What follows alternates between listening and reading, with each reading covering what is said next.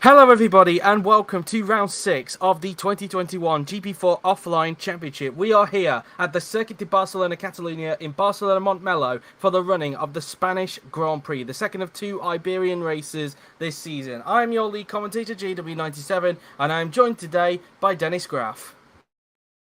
Hello, good afternoon, everybody. It's nice to be here for the first time since China. Yeah, how are you doing, Joe? I'm doing very well, luckily surviving in this current heat wave that Europe is experiencing at the moment. Has it seriously been China since the last time you commentated? I thought we commentated a few for times. the top class, yes. Huh. Oh, that's a bit surprising. Welcome back to the commentary box then for the top class, I guess. Cheers. But anyway, we've got in store a dry practice session, a dry 40-minute practice session, and hopefully it should be quite interesting to see how far these cars have come since pre-season testing. So without further ado, let's get on with practice ahead of the Spanish Grand Prix. Now, of course, one thing to note, we do have a test driver in the car for today, and it seems that Yuri has not had time to put the loading screen up, so that will be done before qualifying. But as I was saying, we do have a test driver in the car for today, and it isn't a booked one, it's actually a requested one this time, because finally, Dennis Graff has finally been able to get a testing session in this season. He is in the place of Chris Chatfield for today's testing session, and he'll be getting some running in the Ferrari, as there he is in the garage, you just saw him there. But anyway, we are here at the Spanish Grand Prix in Catalonia, and of course it'll be interesting to see what the pace is like compared to what it was in pre-season testing. When we last came here in pre-season testing, we had Jake Galloway top it on day 1 and Franco Lopez top it on day number 2. Whether those two teams will be quick here this time by, we'll have to wait and see. But we're going to get some movement in the pit lane in the form of one of the Lamborghini drivers. That looks to be Laura Chung. And it looks like there's movement going on in the Haas garage as well. In fact, they've both been beaten to the punch by David Kupak in the Alpha Tauri. So he's the first driver to come out onto the racetrack. And it'd be interesting to see what he can do, because so far this season Alpha Tauri have been struggling. Well, we might as well talk about some news that came out the other day, and to the news that, well, after a week after Franco Gamba announced his retirement from the top class, we had some more news in regards to another driver who announced their future recently. That is the current Haas driver, Amelia Wilson. Now, we talked about for quite a while, there were some rumblings going on as to whether she could actually call it quits after this season. Well, we got confirmation of her future and what she plans to do. She will be taking a sabbatical from the series, but it will be after next season as opposed to this season, as she intends to still compete in the top class in 2022, but after next season she will be taking a sabbatical from the series for at least 2 seasons, maybe 3 at a push due to other commitments. So that's that really. But she has said as well she has also said that if she doesn't get a drive in the top class in 2022, then she will push forward the sabbatical 1 season early. But the original plan for her is to compete again in 2022, and then she'll be taking the sabbatical. Are you a bit surprised by that news, Dennis, or could you see this news coming, given that there was a little bit of rumblings over in her camp? I would say both, to be honest. I think it was quite clear that she intended to take a step back in the next few seasons, but I didn't expect it to be after next season, as you said. So yeah, but it will be a shame to see her leave for a bit. But yeah. Yes, indeed. And it will be a shame, really. The 2019 Formula E champion taking a sabbatical after next season. It could be at the end of this season, depending on if she gets a seat or not in the top class for 2022, as she does intend to compete for at least 1 more season before she goes on to that sabbatical. At least the 2-season sabbatical that she is planning, of course, will, of course, not break the retirement rule that we have in the OC, so at least she's not going to break any form of rule there. But, we'll still see her for a while, of course. She will still be competing at least until next season, unless she doesn't get a seat. But we will wait and see, of course, because she doesn't intend to compete in another series in 2022. It is purely the top class of 2022. And if she doesn't get a drive in 2022, then she will obviously take a sabbatical after this season. But we'll wait and see how this sort of folds, really. But anyway, we might as well talk about what happened at the Portuguese Grand Prix because, well, Dennis, a lot really kicked off last week at the Portuguese Grand Prix. So much so that we had the first glimpse of potential Red Bull warfare going on as both Franco Gamba and George Rote took each other out of that Grand Prix. It wasn't a good day in the office if you were a Red Bull fan, Dennis. Yep, not really. Also, they broke the first rule in motorsports: never hit your teammate. But yeah, that was a big shame for it. Also, it was very early in the race, so that was really unnecessary, to be honest. But yeah, it is. I would say it kicked the door open for a different winner, and which actually happened. Indeed so, and in a way it did create a different winner because, well, a lot of firsts actually happened. But for starters, we might as well talk about the winner of the race. Joseph Willows won the race, of course, at the Portuguese Grand Prix. His first win since the 2019 Mexican Grand Prix, and McLaren's first win since Brazil 2012 with Vigo Holst. And, well, it had been a long time coming for McLaren, but finally, after so many seasons, they returned to the top step of the podium, Dennis. Yeah, indeed, it was a lot of time after that last victory, but now finally they are back to winning ways. Was for Willows it was his first win since Mexico 2019. So also after that win this first ever season for him last season. It's nice for him to be back at the top step of the podium. Was indeed, and he'll be looking to build on this momentum now he's lifted himself up to 5th in the Drivers' Championship, technically tied with Evan Byrne for 4th place, but of course Byrne has had a 2nd place this season, whereas Willows hasn't, hence why he's ahead of Willows in the championship. And one first that did happen in that race, Lamborghini got their first ever podium in the OC via Laura Chung, who finished in 2nd place. She was challenging for the victory, actually, at the Portuguese Grand Prix, so much so that George Roker believes that Lamborghini could get a victory by the end of the season. Whether he will have ended up jinxing that, we'll have to wait and see. But as my voice decided to go on to full limbo mode, yeah. But an amazing achievement for Lamborghini in owning their 5th Grand Prix, Janice. Yep, indeed. At the start of the season, everyone didn't expect them to be that competitive, but they have proven that they have built a good car, and also they have a good engine. Now they showed with a bit of good strategy and also a bit of luck that they can be able to score podiums. Indeed so, a 2nd place finish for Laura Chung, and who knows really, could be a few more podiums. How long will it be until potentially maybe Rahul Patel gets onto the podium in his rookie season? We'll have to wait and see if he's able to achieve that this season. But realistically, it could have been a McLaren 1-2 at the Portuguese Grand Prix if it not for a collision up at the Portimao corner, which again Kirishima De Rosa found himself involved in. Only this time he was the one that sort of caused the crash, which in turn led to his retirement as he was then stuck in the pit lane due to, well, we're going to class it as internal damage in the car that prevented him from keeping on going. But once again, what more bad luck for Kirishima De Rosa, but you have to say on this occasion it was his fault and it cost McLaren a potential 1-2 finish, maybe even him getting his first ever win, Dennis.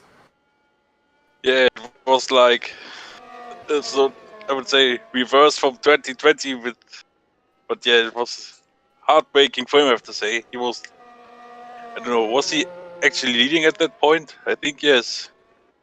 He was actually in 2nd in that point, but Joseph Willows was actually coming into the pits that lap, which would have seen him assume the lead. And it would have been interesting to see whether Willows would have caught him up or not, given he was on the 2-stop and Kiro, who was running quite strong in that race, was on the 1-stop strategy. It would have been interesting to see, but either way, a McLaren 1-2 was out of the question after that, Dennis.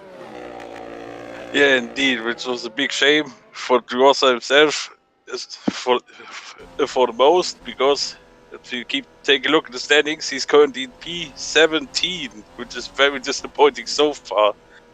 So his name, Kirishima the Unlucky, is sadly very much right this season.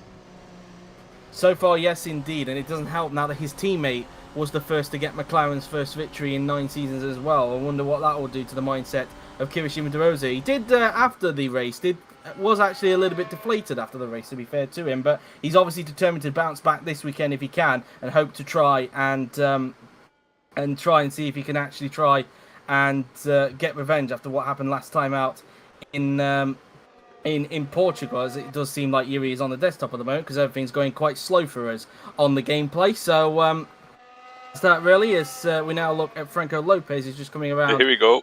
2 now then, as he's currently coming into the pits this lap, and wasn't exactly the best of races at Portugal for Mercedes. Only 7th place for Franco Lopez last time out in Portugal after he had a dismal qualifying again. But overall, qualifying wasn't good for Mercedes, and Armar Carr for the first time this season left pointless after he was involved in a first lap collision, which he was never able to recover from. Yeah, let's say that way from Mercedes was a race to forget. Also, their bad qualifying wasn't very much helpful, especially for Lopez. But yeah, he managed to get himself back into the points, which was at least something. But yeah, they will hope, of course, that they can bounce back here at Barcelona, which I think they should and could do.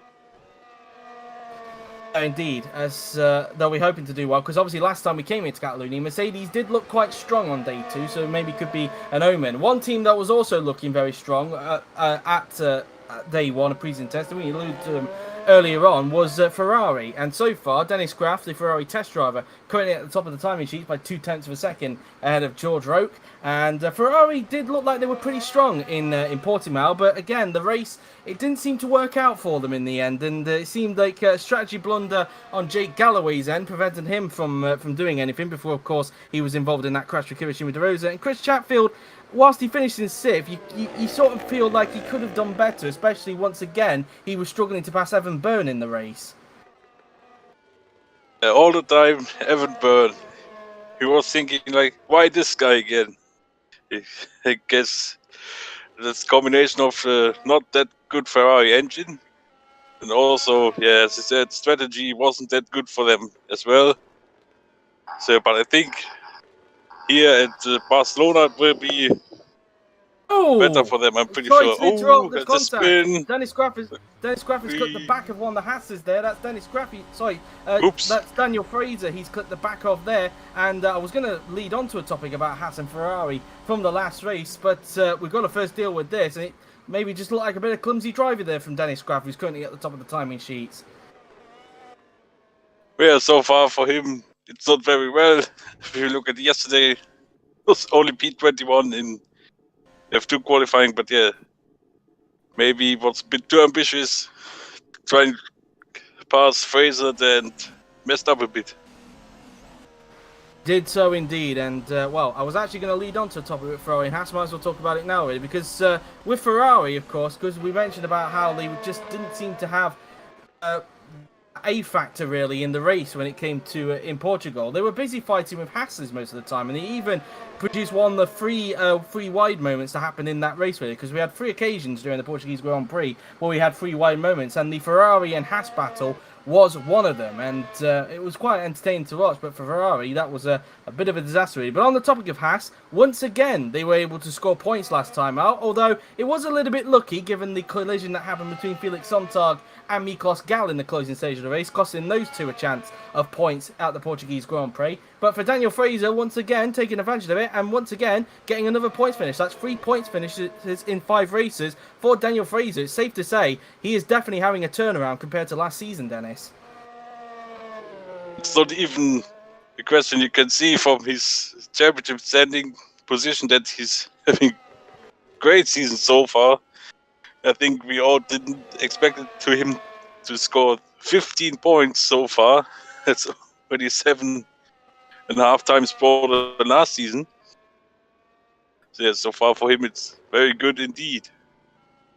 Indeed so, and if you're looking to build on that as well, of course Amelia Wilson will be looking to get herself onto the point scoring board, because whilst Daniel Fraser got points in Portimao, she only just missed out on points at the Portuguese Grand Prix, finishing in 11th. Surely points have got to come very soon on the board for Wilson at Haas. But one team that was celebrating a good points haul, Dennis, might as well talk about them, Aston Martin. What a weekend they had at Portimao, of course. Let's not forget, this team have not got a very good car this season, but it was safe to say that the race pace of the McLaren and even the Aston Martin was very good, so much so that Roland Motrin, after everything that happened with Kirishima de Rosa, nearly got a podium at Portimao, only to be overtaken by the free-stopping Jesus Perrin towards the end of the race. But 4th and 5th for the two Aston Martins, a great achievement for them given the car they've got, Dennis, especially Roland Motrin, who has been struggling so far this season. Yeah, I would almost say that was one of the most shocking results so far this season. They had perfect weekend or week last time out. For them, everything has worked very well. They had the luck, they had a good strategy. At the end, they scored 22 points. Which in turn has lifted them up to 7th in the Constructors' Championship as a result, putting them above Haas at this point in time, and Alfa Romeo being left in the doldrums down in 9th position, which we also talk about Alfa Romeo, Dennis, because whilst Romain Quart scored points last time out in Portimao, continuing his good return to the top class, Alfa Romeo, you've got to say, have probably been underachieving so far this season, because we do think they've got the best car in the midfield. It's fair to say, well, behind from that top 6 threshold that we were talking about from, where, Red Bull, Renault, Mercedes, Ferrari, McLaren and Lamborghini seem to be. Behind them, we would say that Alfa Romeo probably are the best of the other 5 teams, but it's been safe to say that they have really underachieved so far this season, only find themselves down in 9th in the championship, and so far you could say most of that could be down to Andrea Verderi, mainly due to him not having the best of seasons so far. But yeah, Alfa Romeo just underachieving so far, Dennis.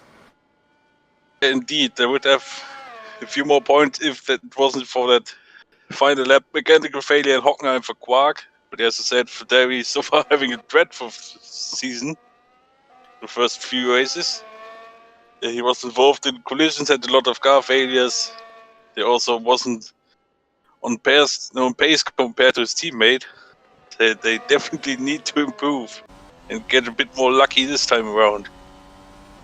Exactly, and they can't really just keep on relying on one driver to bring in the points. They need both of them, and Verderi really needs to turn it up, because so far he's not had a very good start to the season, it's fair to say. And so that's obviously one team to really keep an eye on during the course of this week, really. Might as well talk about Renault whilst we're at it. At Portimao, it wasn't exactly the best of weekends for them, because whilst it was kind of a good start to the weekend, you'd have to say, Dennis, to start with, considering that they both Perrin and Byrne were able to lock out the front row of the grid. In the race, it didn't really go according to plan. Byrne was risking it on a one-stop strategy, which could have worked if his car decided not to break down on him again. And which you could say there were some very angry words from Evan Byrne, it was fair to say. And Jesus Perrin, 3rd place again.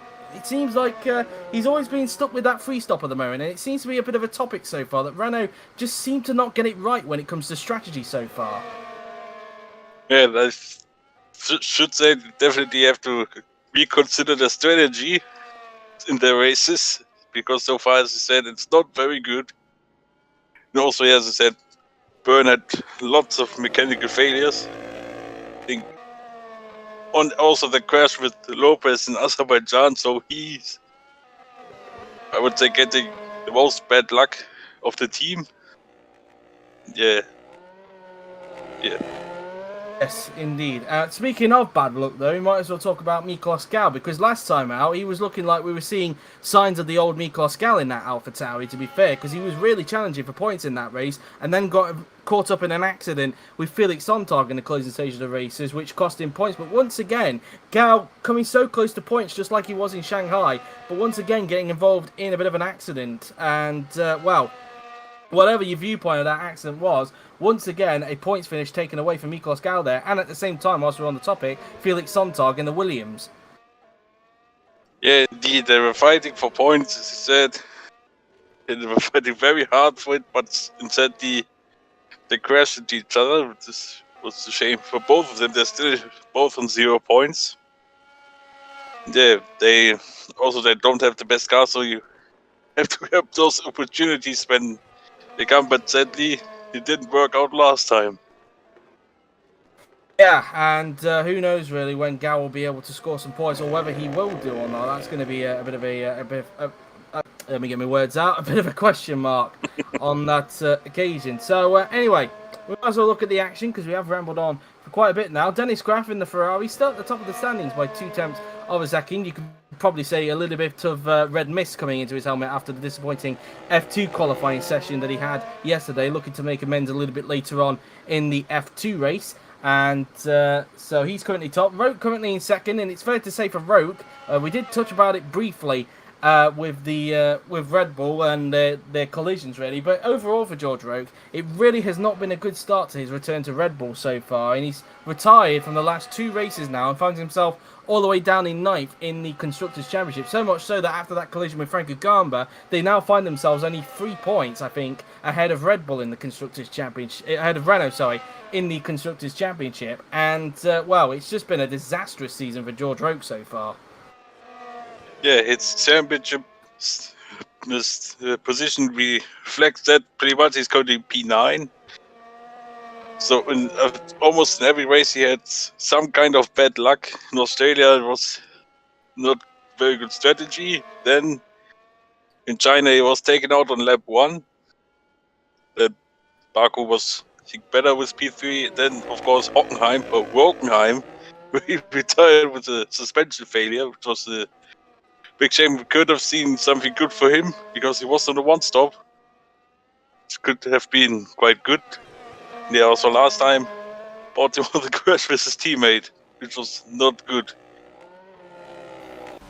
Indeed so, and of course he'll really need to bounce back if he wants to get himself back in the championship. He is known, of course, as most people know, as a second half of the season merchant, so we'll wait and see if that's going to be true by the time we get to that second half of the season, but yeah, it's going to be something to really keep an eye on with George Roke. For anybody wondering, the tyres we're using for this race is the hard tyre, the 4th time we've used the hard tyre, which in my opinion is a little bit of a concern when it comes to racing, because I think apart from Shanghai, whenever we've had the hard tyre, the races have been quite a procession really, if I'm being totally honest. Maybe I could be wrong in this race, maybe the tyre wear for this one is a lot different to what it was when we were at Baku and Hockenheim, but it's not really encouraging. So much so that there has been a little bit of a debate, really, as to what to do with the tyres, really. So much so that some have suggested maybe to reduce the wear ratio of all 3 tyre compounds that we have. Others have suggested maybe increasing the tyre compound selection once again, maybe bringing it back up to like 5 for future seasons. It's been a little bit of debate, really, Dennis. What would you say needs to be done with the tyres, really, or do you think they're fine as they are? I would say actually they're fine as they are. It's actually quite a bit of a mystery why we're getting the hard tires so much. Yeah, it wouldn't change thing, to be honest. I think it's good as it is. Yeah, of course, I'm not an expert. Obviously, I'm not saying that as an insult. Of course, it's a bit of a technical thing with GP4. Maybe something will come out of it. Maybe something to bring up during the end of the discussion stream that we maybe have. That could be something to look out for. But yeah, I'm a little bit curious to see how the racing is tomorrow, especially around here in Spain. We might as well mention as well, for anybody who is a little bit confused, this is the old version of the Spanish Grand Prix, the one with the old turn number, I think it's turn number 9, isn't it? If I've got my corner names correct, the one with the old turn 9, not with the curved turn 9 that we've got nowadays. That version is not available yet for Grand Prix 4. Hopefully it be made available in the future, but for now it is not. There is an alternative version of it that is available out there on Grand Prix 4, which has basically the old turn 9 from past seasons, and then basically connecting it up with the chicane that, as we know, George, the commentator in the highlights, absolutely hates with a burning passion. So, yeah, anybody wants a drinking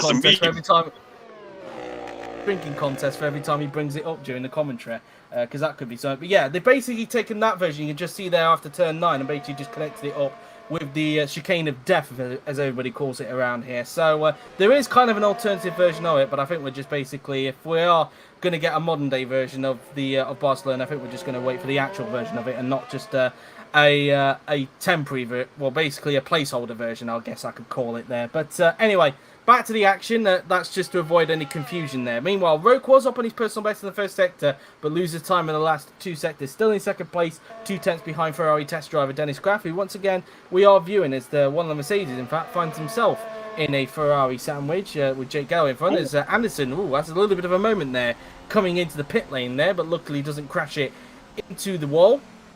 And, of course, qualified on the back row last time out in the Portuguese Grand Prix before he made his amazing comeback to finish in 5th place at the Portuguese Grand Prix, but it seems to be a bit of a curse at the moment for the Aston Martins, because at least one of their cars so far this season has always ended up on the back row of the grid. Of course, Anderson's reasons in China were obvious, of course, he had a grid penalty, but still, an Aston Martin has featured on the back row in every race so far this season, Dennis. That's obviously something they need to readdress. Yeah, definitely they need to readjust that. It seems like they're only focusing on, most likely, on one car per qualifying session, which is quite doing quite well, or not well, but better than the other. Sorry to interrupt. Amelia Wilson's got a problem. She's got a mechanical good. failure. Ooh. And in fact, it may look like a suspension failure because the car looks to be crabbing a little bit. So I think this might be either a suspension failure or a puncher that's taking care of her. Let's see what it is. Well, that's her session done with regardless, of course, because we do have the spare car ban. And that's Amelia Wilson's session done with as a result. And as you can see, Yuri is working in the background to ensure that she doesn't come back out for the remainder of the session. But that's her time limited, Dennis, as a result, because, well, that's her session done with. She's not going to have much time until qualifying to get some running out there as Roke improves. Yeah, for her, it's not good. She's currently down to P17. And also, these 18 minutes less running will cost her a lot of time for preparing for quali and the race. Yeah, it's a shame for her here. Sorry about that, Dennis. I just had to chat with somebody there. But yeah, that's her session done with, and it's going to take a little bit of a while, I think, before the car gets hoisted over the barriers, before Yuri can get to work and prevent the car from going back out onto the racetrack. So much the yellow flag keeps on appearing and disappearing and reappearing, just because the marshal keeps repositioning where the car is on the track. But anyway, whilst we were just talking there, Perrin has just slightly improved, although still finds himself 2/10 behind Dennis Graff. Of course, we might as well mention with Jesus Perrin and Dennis, of course, he did take his first ever pole last time out at the Portuguese Grand Prix, but still, that first win is still eluding him. Do you think it can come this season, or do you think he will be unfortunate and not get a victory this season? That's also a very good question indeed. I personally think he will win one race this season, at least. But we need to see what will happen in this race, on these all races here, because it's also his home race here. Imagine if he ends up getting his first win here at his home race. That would be something amazing. The Spanish fans would definitely be cheering about that one, as Wilson's car is finally being hoisted over the barriers, and Yuri will now get to work in ensuring that her car doesn't come back out for the remainder of the session. Because, of course, for anybody who is new to this series, of course, we do have a spare car ban that has been in place since the Chinese Grand Prix, since the system was working properly. And it does mean that Wilson's session has come to an end as a result because of her mechanical failure there and because of the fact that she's pulled off to the side of the track. It's Perrin, speaking of which, the Spaniard goes to the top of the timing sheets. The home favourite goes to the top by at a 1 minute 20.836. He now finds himself 32 thousandths ahead of Ferrari test driver Dennis Graff. So Perrin now to the top of the timing sheets in the Renault, and looking to put on the show in front of his home fans here at the Circuit de Barcelona, Catalunya. Meanwhile, Julius Anderson comes through the first few turns now then, as he's just come back out of the pits, and currently finding himself in 11th position. 9th and 11th so far for the two Aston Martin drivers, doing pretty well in this practice session, but of course this is only practice, not the qualifying session. It could be a different story by the time we get to qualifying, and that could be very, very interesting indeed, as Perrin now then makes his way through turn 6 and 7 now then on the racetrack, before approaching the near flat out turn 8 now then, probably a lift of acceleration in the middle of it. And let's see what the second sector has in store for the Spaniard, and he's not improving at the moment. He's still 2 turns down, as Anderson just has a little bit of a moment, and in fact continues to have a bit of a moment going into turn 9 at the moment. We did see that he had a little bit of a moment going into the pit entrance earlier on, so it does seem that maybe he's struggling a little bit with the handling of the car, Dennis. Yeah, so far he's testing out the limits of the car. He's quite pushing very hard, which we can see in his current position, P11, which is, I think, quite good so far for Aston Martin. Also with his teammate being in P9.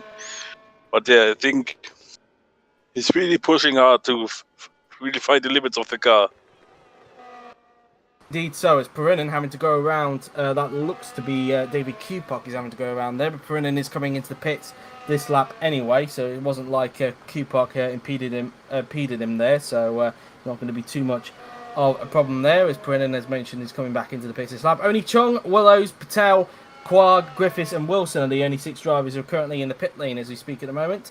As we look now at Evan Byrne in the Renault, who's just coming down towards the first few turns. And of course, if patterns are anything to go by, he should finish this race, Dennis, because so far he's retired at odd-numbered rounds rather than even-numbered rounds.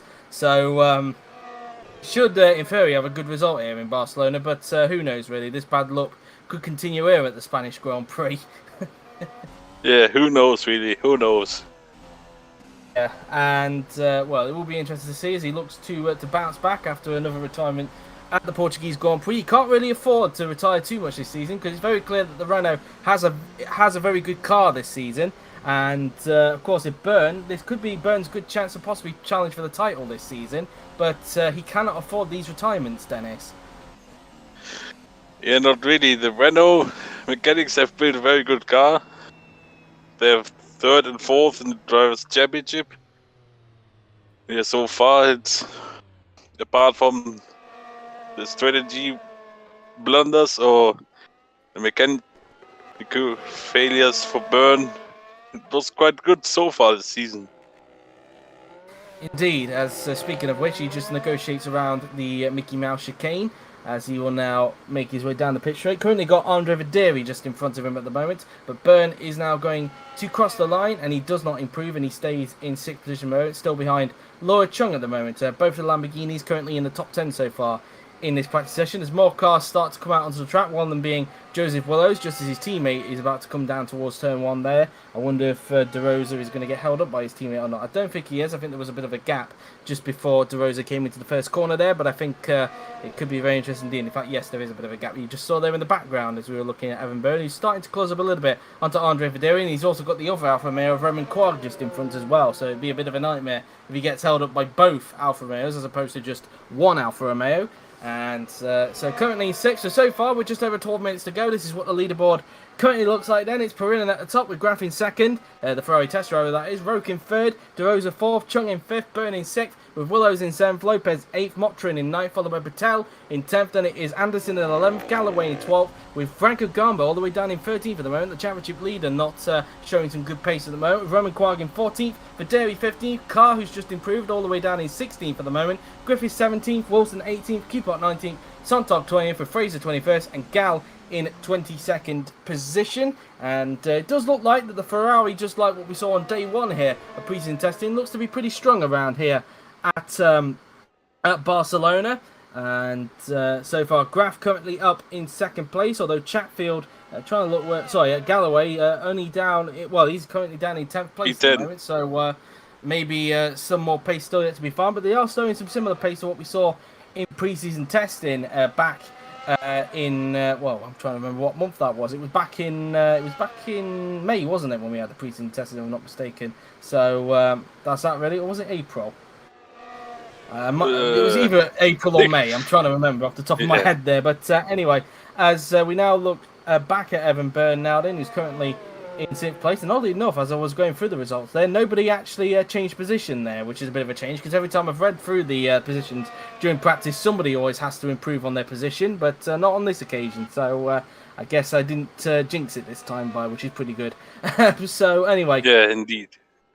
Now he just come out of turn 8, and it looks like there could be a little bit of a traffic jam starting to form, because you've got the 2 McLarens just behind, and I think there was a Lamborghini that was just behind him as well. It looked like Byrne just had a moment coming out the exit of turn 9 there. As we look back now at George Roque, his car improves, but still remains in 16th, not quite on the pace at the moment, as Galloway improves to go up into 9th position, just as we were talking about Galloway just a little bit earlier on. He does gain a place and jumps above Roland Motrin. 10th and 12th now for the 2 Aston Martins, with just over 10 minutes to go in this practice session before we get to the qualifying session ahead of tomorrow's Spanish Grand Prix. As Roque just comes out of the Mickey Mouse chicane, as Byrne is coming back into the pits this lap, so he'll be getting out of this little traffic that he's currently at the back of at the moment, as Byrne now then just comes around turn number 3, as he'll be preparing to come back into the pits this lap. Of course, the gap between Graf and Brennan at the top, only 32 thousandths of a second, as Roque is a further 10th behind in 3rd position. So far, the McLarens, if we're talking about what the McLarens are doing after what happened last week at Portugal, where they won 4th and 7th at the moment. So obviously, we talked about how much potential McLaren had throughout all this season. They finally were able to unlock it at the Portuguese Grand Prix and looking to keep that one up. Whether they've got a car that could be an outsider for the championship, I'm not really sure. If I'm being totally honest, I don't think they've got a car capable of winning the championship, but they've clearly got a car that's there when their rivals trip up, of course, and they're able to capitalise. And you could argue in a way Lamborghini have also got that as well, as proven at the Portuguese Grand Prix as well. And but I do think realistically, if we're talking about cars that are fighting for the championship, it's arguably going to be Red Bull, Renault, and potentially Mercedes as well, given that they still have good race pace, even though their qualifying pace is still a bit of a blunder at the moment, and they'll be looking to see if it changes here at the Spanish Grand Prix. So we're talking there, speaking of Mercedes, Lopez went up into 5th position there, improved to go above Laura Chung there, as George Roque, meanwhile, comes back into the pits in the Red Bull. So he will be coming back into the pits now then, as he finds himself a 10th behind Jesus Perinin at this point in time. And there's quite a lot of cars actually in the pits time. But we've got another mechanical failure, and this time it is Jamie Griffiths. It's an engine failure for Jamie Griffiths, so that's his session over with a plume of smoke right there. And, well, this is kind of with Amelia Wilson, a bit of a sackback for Williams here, Dennis. Yeah, indeed. He's currently in P17, which is not good, but it's for Williams could be worse because the car is, as said, not that much competitive. But the engine failure is never good, especially if it's that big. No, definitely not. And Griffiths, his session is done with, so we won't be able to come back out into the session until qualifying a little bit later on. So Wilson and Griffiths will not be taking any further part in this practice session, as Yuri is getting to work to ensure that Griffiths doesn't come back out due to the spare car ban that we have. Meanwhile, Lopez improves a little bit further. He goes up into 4th position, just as his teammate Amar Khan is set to come back out onto the racetrack, as I was just seeing the Mercedes mechanics working on his car. So now we ride on board with Roman Quagg now then, who's currently in 14th position, stays in 14th for the moment in the Alfa Romeo as he makes his way down towards the first few turns on the racetrack. As he now makes his way towards the first few turns now then, through the right, then into the left, and then into the long swooping right-hander will go the Frenchman. As Roman Quagg now then preparing to see how this lap fares. Currently in 14th position. Let's see what his first sector is like. And 400s down on his personal best in the first sector. Not by much, but there's not really much effort needed in the first sector really. There's only really one braking zone really, and that's turn 1. Everything else is flat out, especially with these cars. Fraser was up on his personal best in the first sector, but that time he's going to get compromised now because he tried to find a way through on Amar Khan there into turn 4, and Khan deciding to shut the door on him there. So Fraser's lap been after that. So he'll look to try again as he now makes his way towards turn number 9 himself. Past the bit where Formula 1 used to go to, of course, before they relayed the track in response to the unfortunate death of Ayrton Senna.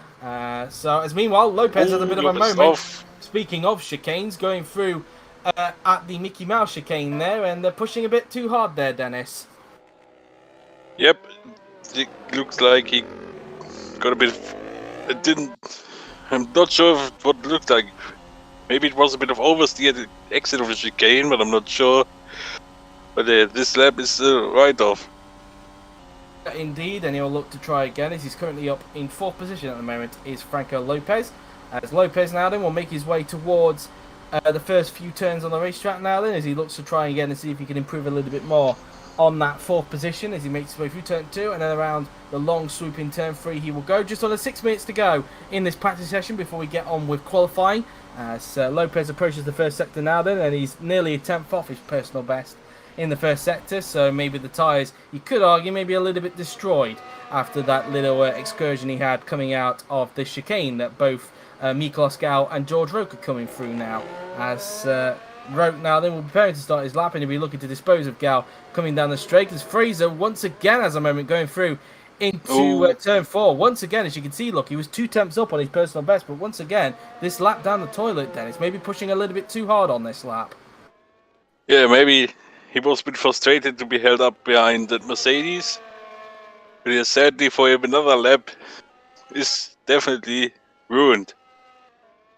Yep, and he'll be looking to try again, but I wouldn't be surprised if his tyres are not in good condition after that lockup he had going into turn 4 there. So maybe his chance to improve on 21st position may be already down the toilet. We'll have to wait and see on that one. We'll look back now at Andre Verderi in the Alfa Romeos. He's currently behind Kirishima De Rosa. He's up on his personal best by nearly a tenth in the middle sector. We'll see if he can find some more improvement. If he can, maybe it will get him into around about maybe an 11th position. We'll have to wait and see. As Verderi now then comes towards the Mickey Mouse section through the right and then into the final chicane. He'll now go. Carr again improves but still in 16th. Fraser still improves despite that lockup, but only into 20th. Could have been a lot more if it wasn't for that lockup into turn number 4 there as Andre Verderi crosses the line and he improves to go up into 11. So I was correct on that position. He goes up into P number 11. And so now the Alfa Romeo found himself in 11th and 15th so far in this practice session as Verderi just comes around turn 2 and then around turn 3 he will go now then. So let's see what Verderi is able to do in these remaining sectors as he's up again on his personal best in the first sector as Galloway meanwhile improves but stays in 9th position, so he's able to find a little bit more time in the closing stages. These guys may be starting to push a little bit towards the end of this session and seeing what their qualifying pace is like for a little bit later on in qualifying. As now through into turn 6 and 7 goes the Italian and now making his way through into turn 8 with just over 3.5 minutes to go in this practice session. Let's see what his second sector is like compared to his personal best, and he's still up by 63 thousandths of a second, only found a little bit more time in that middle sector. So just looking where he is at the moment, he could in fact I don't think he'll move up into the top 10 personally, because he's exactly a tenth so far behind Roland Motrin in this session.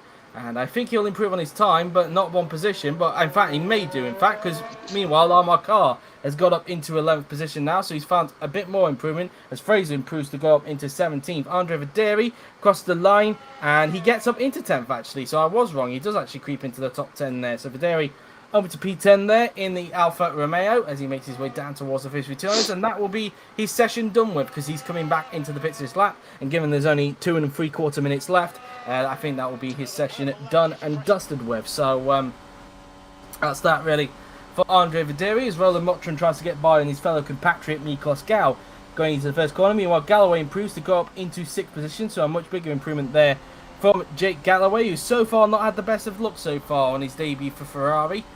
And after spending a great season at Renault, where he was pretty much branded as Rookie of the Season, safe to say that he's not had the best of starts to life at Ferrari, so much so that Chatfield is even in front of him in the Drivers' Championship, who's also starting life at Ferrari this season. Meanwhile, we'll look at Rahul Patel, who's down on his personal best by a tenth in the first sector, as he's currently down in 13th position, as he now makes his way down towards the hairpin now then, this left-hander, as he flicks the car in, and using the curb on the outside before making his way down towards turn 6 and 7 on the racetrack now then. So through turn 6 and into turn 7 he goes, as we look at Andre Verderi, who's of course coming back into the pits this lap. In fact, he was closing in on the gearbox of Kirishima De Rosa there. It just looks like he's taking it easy on these practice runs.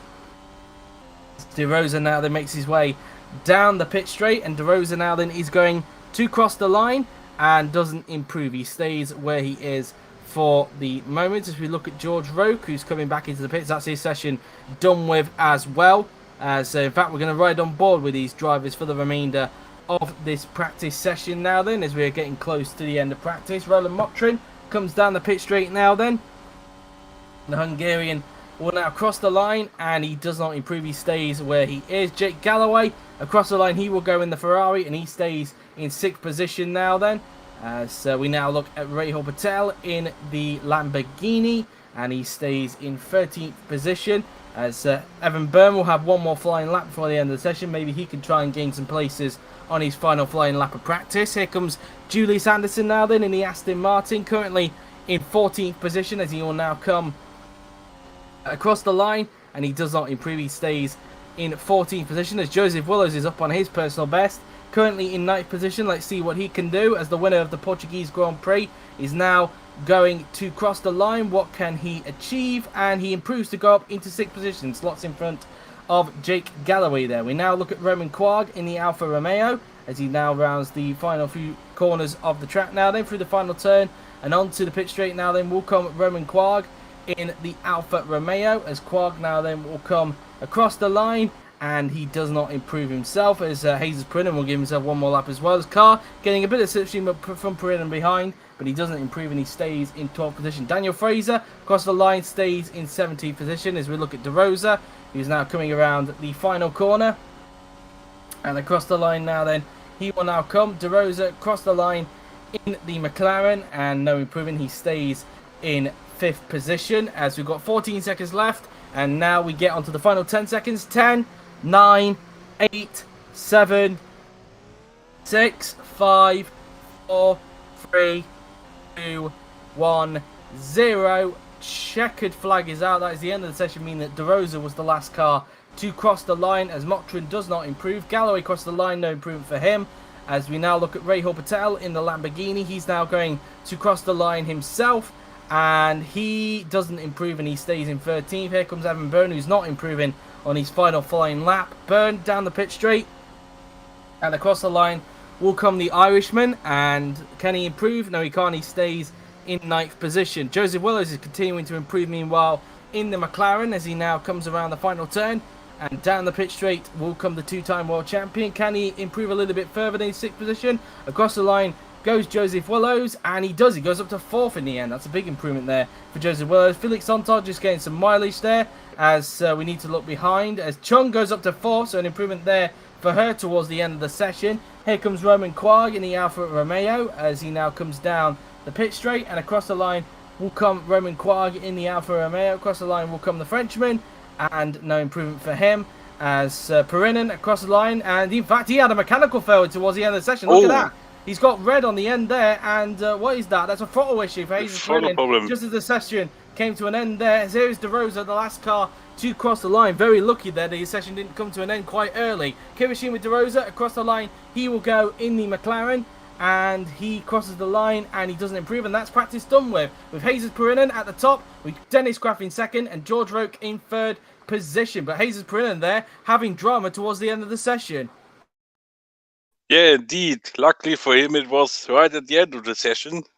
But yeah, it was, speaking of session, it was a quite interesting session, with sort of drivers pushing a lot, also having quite a few mistakes from many drivers, and also a few mechanical failures for some, which was not good for them. But yeah, let's looking forward to see what qualifying has in store for us. Indeed so. Well, we're just going to take a brief pause for the moment, guys, and then we'll come back for a fresh stream for qualifying. But in the meantime, I've been JW97, he's been Dennis Graff, and we'll see you in just a little bit for the qualifying session. See you in a bit.